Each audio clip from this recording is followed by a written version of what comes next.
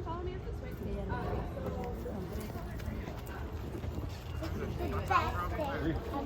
We go over there. What is that haunted house? What's that roof over there? It's a haunted house. Why? It's a bed is big box filled with water, and then you apply first class. But we have two whales. And we're just the so Oliver's a little bit smaller, and his tail won't hurt down quite as much. And you'll also notice that they do live with two harbor seals right now.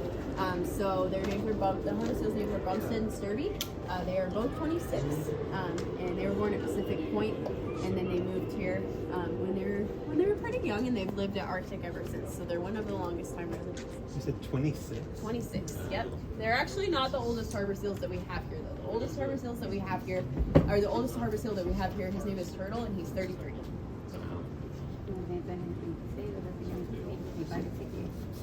Where is he? Is he over at Pacific Point? No, he's in one of our refuges. The oldest seal in the park is Jessica, and she's 35, and she is over at Pacific Point.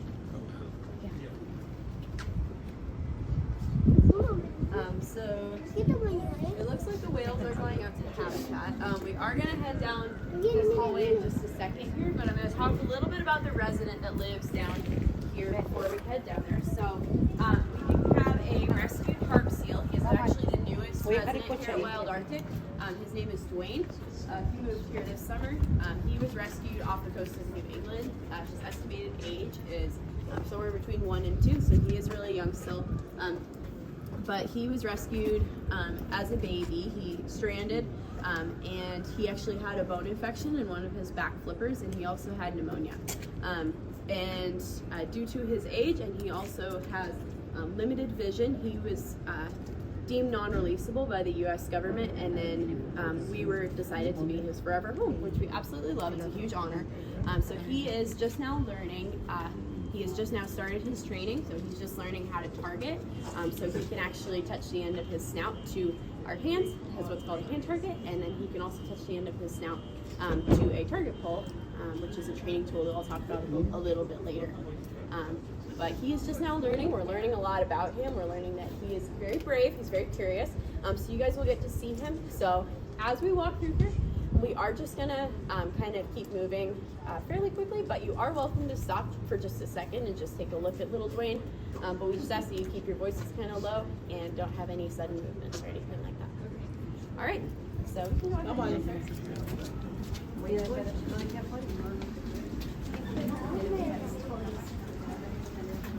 Isaac. It's good. You seen someone around?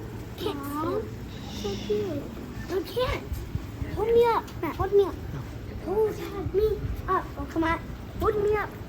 I can't see you. Come on. It's in here. So the technical term for a toy for a marine mammal is going to be environmental enrichment device, or EED. But it is just essentially a fancy word for toy.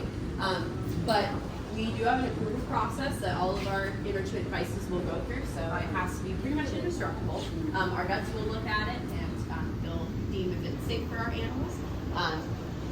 But it is really fun to come up with different things that we think they will enjoy. It's also really interesting to see what they enjoy and what they really don't enjoy. So things that have felt like this are usually a hit with belugas or seals.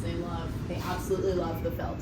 The walruses really like things that they can kind of hold with their flippers. Our youngest walrus, Orca, really likes to hold things with their flippers, which is super cute. So you'll see her swimming around with a toy in her flippers, which is really, really cute. But she likes things that are really like holdable for that. And then we also have our loofahs here. This is actually, let's talk about these. This is one of my favorite sessions to do with the whales.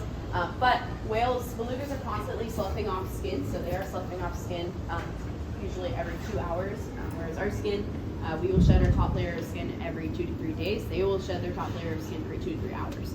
And that keeps them hydrodynamic in the water. But sometimes when we're touching them, we can actually feel their skin coming off on our hands. So this loofah kind of helps with that. So we can go out there as part of a session, and they'll just kind of hang out, and they absolutely love it. It probably feels really good. But it's one of my favorite sessions to do. I mentioned a target pull. So this is actually a target pull. So that is, it's essentially we just just ask our animals to touch the end of their snout or rostrum to that target pole, and then we can use it to shape behavior. So if we spin the target pole in a circle, then our animals will follow it in a circle, and that's how we train a hula behavior, or so on and so forth. And really, the sky's the limit with these guys. So they are always learning.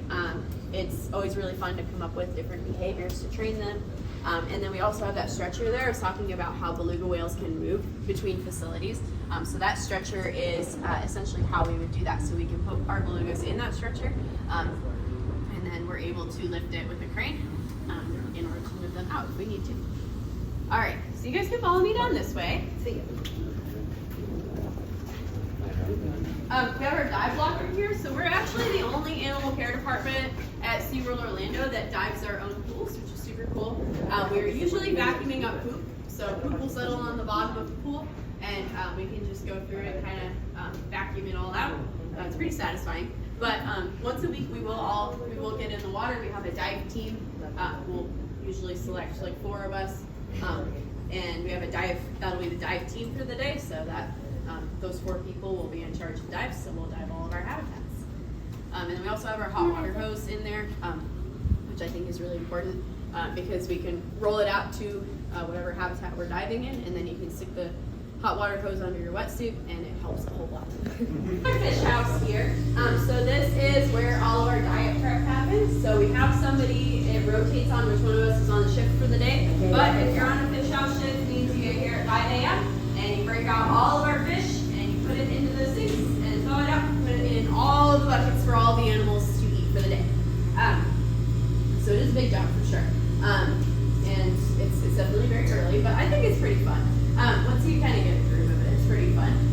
But all of our diets are up here. So you can see each animal has their own color code. So we color code all of our buckets. So you can see here, I can tell whose bucket it is just based on the color of the tape on the bucket. So I can tell that this is Cora's bucket, this is Poodle's bucket, Aurora's bucket, Oliver, Nunavik, Garfield, so on and so forth. So that's kind of one of the ways that's the way that we're going to look at the long part. So that number that you see underlined in red, that is what's called their base. So that is the amount of food that they're going to get for the day. That is their diet. That's like how much they get every day. So you can see Garfield has the highest base right now. So he gets 72 pounds of food. He's our big male walrus. He weighs 3,200 pounds. So he does get the most because he is the biggest by a long shot. So he gets 3 of these buckets, and they're filled all the way up to the top. So it is a lot of food. But he'll typically, all of our walruses will typically get 6 feeds a day. Beluga whales also get 6 feeds a day. Sometimes it's more, it just depends. And then the harbor seals will usually get 3 feeds a day. You'll notice they get quite a bit less. They're quite a bit smaller than the beluga whales and the walruses. But we also, in those numbers in red, all the way up at the top of the board, that's how much food we're going through in a day, total. So you can see there's herring, capelin, squid, and clams. The pound? Yeah, in pounds. Yep. So we do go through a lot of food. We have a freezer here, and we also have a cooler. So every day the fish house person will pull fish from the freezer and put it in the cooler for a 24-hour thaw for the next day.